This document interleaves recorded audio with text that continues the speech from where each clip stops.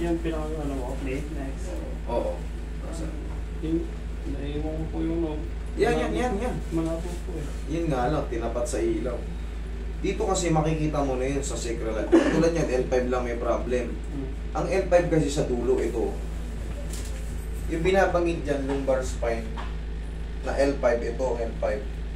Ngayon, ang pinaka-shortcut niyan, nasira itong ano mo. Nasira itong L5 mo. Kaya magkakaroon ka ng... Oo, yun. Hirap tumupo. Para kang magrurubot-rubot. Malabo, hindi nakita yung ano. Nagkaroon ng shadow dito, hindi makita yung pangilalim. Eh no, ganito rin ang itsura yung makikita mo yun sa taas, di ba? Ito yung L3, L4, L5. Ay, L2, L3, L4. L5 nandito sa baba. Nasinaga ng ano eh. Ano ba yun? Yero? Ano po, ilaw? Nailawan. Makikita mo kasi yung D-space doon. Hollow blocks. Dapat pag kukuha kayo niyan, ano? Yan. Nakaprepare na po yan kanina nung alis ko. Dapat dinala mo kahit yung isang peraso. Kasi, kita ba dyan? Ano nakikita mo dyan? Wala, ilaw lang. Maliwanag puti eh. Puro hollow blocks nga nakikita ko eh. Hindi makita, hindi ma-perfect eh. Pero yung may tama ka dito sa M5. Kung ano yung lumabo, yun yung ano eh. Yung kapit. Sige sir. Ito, sinusuot mo to sa lumbar mo. Oo, nung kahapon lang po kasi... Kailan po ba yung nangyari? Nung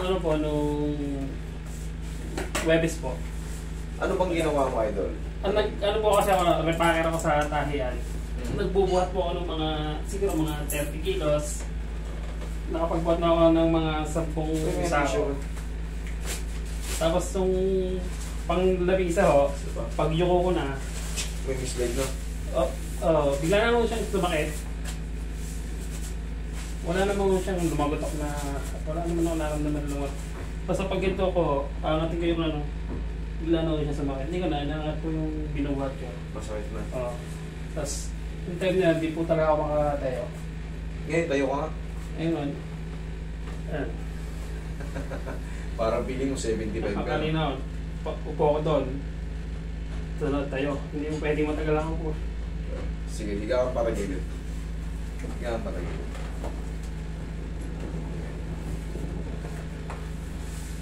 Ngayon, pag magbubuhat ka, idol, igabay mo na tong tuhod mo. Malaking tao ka, talagang sasabihin sa'yo ng ano.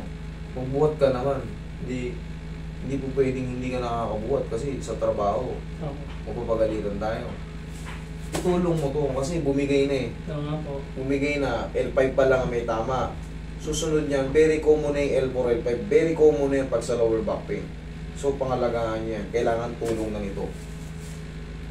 Pag magbubuhat ka, tulong mo na ng legs ha. Huwag kang magbubuhat ng nauuna yung isang ano. Kahit nga yung iba, nagwawalis lang. Isipin mo ha. Nagwawalis lang. Pero siyempre, putok na kasi yung mga disc. Yun nga po yung sabi sa akin.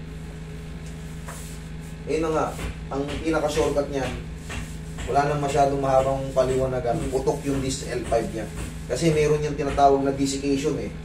Herniation, diffuse. Marami yan. Pero siyempre, gaya nga ng sabi nung doktor na kaibigan natin, huwag ko na raw huwag ko na raw lawakan pa. Kasi hindi nyo rin maintindihan eh. Shortcut yan, pirat. Sirat. Ganun lang. Relax ka lang ha.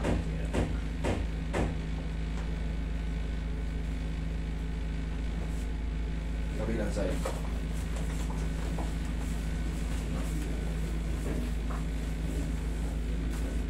Katagalan kasi yan, idol.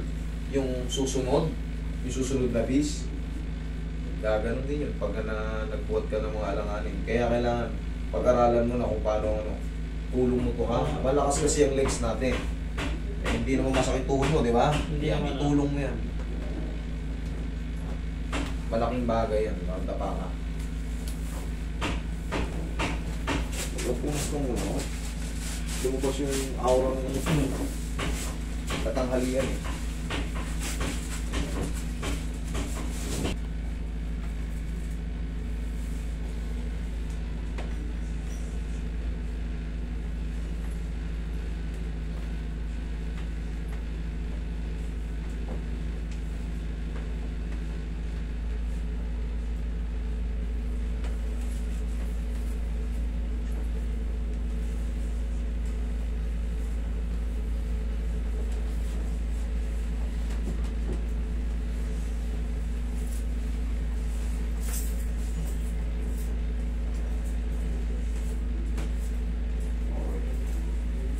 sir ha. So, atake natin yung likod mo. Taga saan po ba kayo? Laguna po, punta na. Layo po pala to pero mas malayo yung huling lumabas Alam mo taga saan yun? Nakamit na lang daw po. Dipolog. Galing na po dito yung dalawang tropa dati. Sino ron? Alexander yung nagpalay ng tuhod. Kumusta na sila ngayon? Nakakapaglaro na ng basketball. Nakakapaglaro na, yun ang maganda. Pero hindi na sila yan, lumipwersa.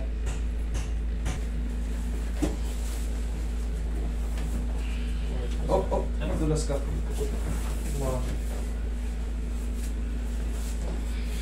Asin ba lang siya? Sa kauli sa Laguna? Magdalena po. Magdalena. Si Magdalena ba ay sawing palad? Hindi. Biro lang. Tayo.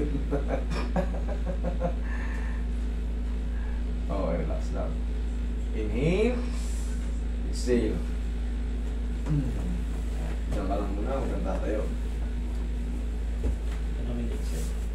Idol, ngayon ang gagawin mo, diba sabihin natin nakabuhat ka na mabigat. O sabihin na natin maulit.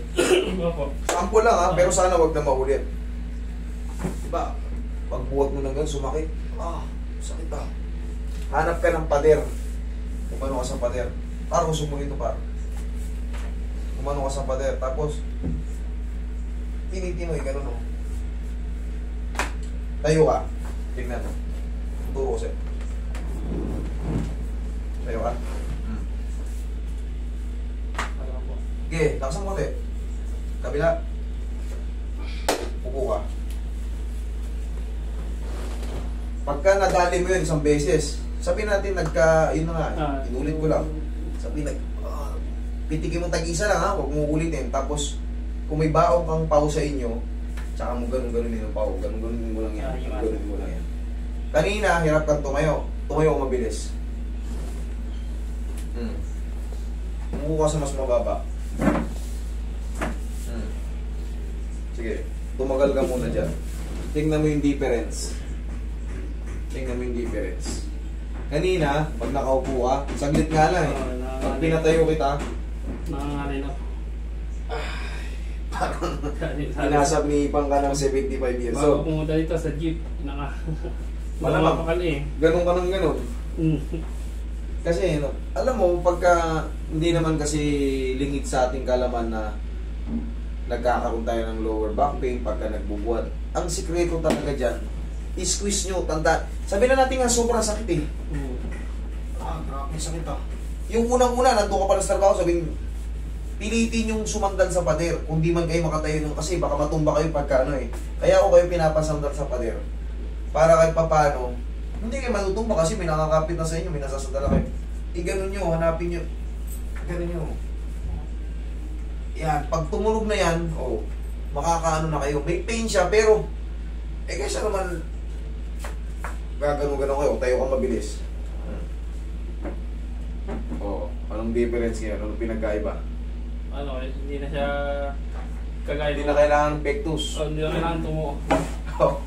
Okay? Umuwi kang ligtas sa inyo. Dire-diretso na yan. 3 to 4 days, nasa trabaho ka na naman. Pahita ko na lang na ano po? Sutin mo na yan para Oo nga po eh. Kaya may sabi ko nga po sa misis ko. Tsaka huwag kang umabot ng paganyan. Tapatan mo. Tumapat ka. Tumapat ka. Imuha ka ng paganyan. Mas abot mo. Kaysa pag ganito. Bumaba ka ng paganyan. Malakas yan eh. Mali ka lang ng madiskarte. Ipit na nga. Kaya sakit lalo. Kasi nung gumanya ka. Thank you, sir. Sabi mo ba to?